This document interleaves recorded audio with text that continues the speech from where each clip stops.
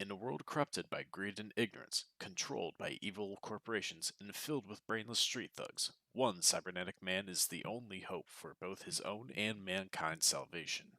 MECH'D Out is a cheesy, retro-style side-scroller beat-em-up with a dark, yet humorous story with multiple choice-driven endings.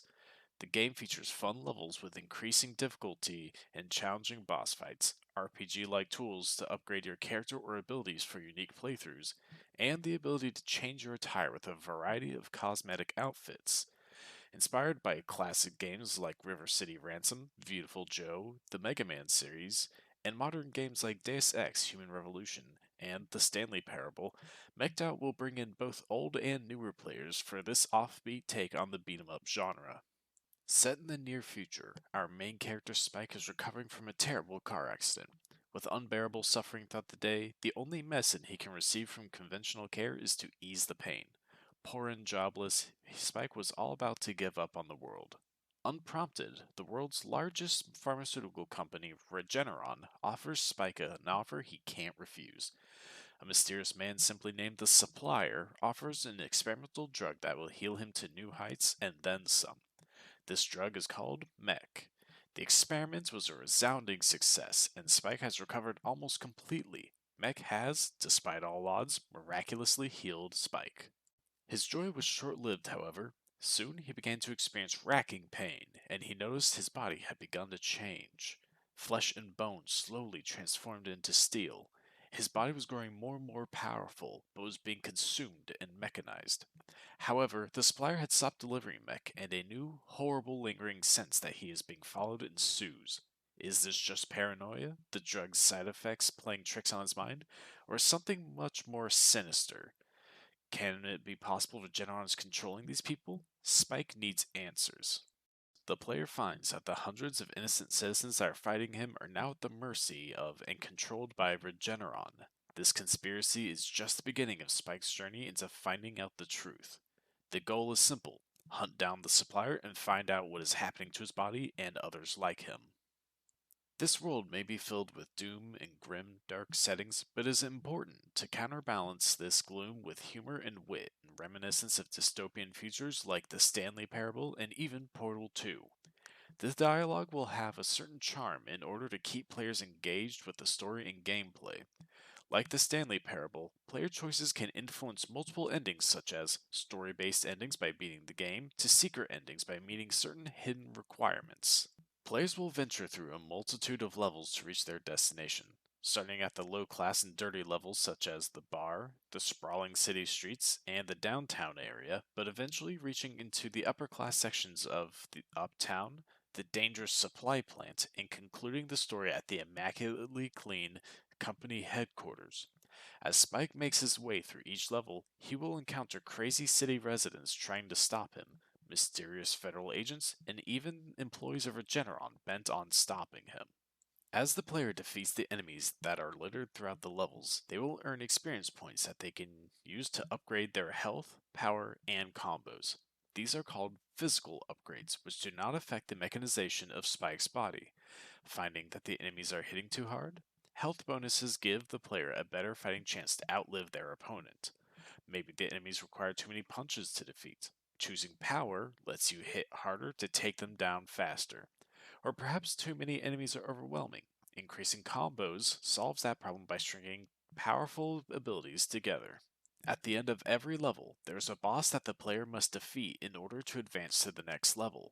By defeating these bosses, the player earns a new, crazy powerful ability that they can use to become a stronger, better fighter. Exciting abilities such as an over the top chainsaw arm to quickly cut down enemies, laser eyes to strike enemies down from a greater distance, a flamethrower to cause greater damage in wide areas, or even a teleportation device to traverse entire sections quickly or to find hidden secrets. Experience points gained from defeating enemies can be used to upgrade these abilities as well. Be careful though, as these are called tech upgrades and affect the mechanization of Spike's body in dangerous ways. Too many tech upgrades may push Spike's mind to insanity. The choice is entirely up to the player. As the player gets stronger, so do the enemies they must face. Progressively stronger and crazier enemies and bosses with powerful abilities to oppose the player will offer our core, challenging aesthetic as the difficulty increases the further the player gets into the game's narrative and story. As the player reaches the conclusion of the story, how they play the game will affect the ending they receive. Choose to invest experience points into physical upgrades, they will receive the good ending, where they find and defeat the supplier and free themselves from Regeneron's mind control and everyone else affected. Prioritize tech upgrades, and they will receive the bad ending, where they find and join the supplier, losing their mind to insanity and joining Regeneron.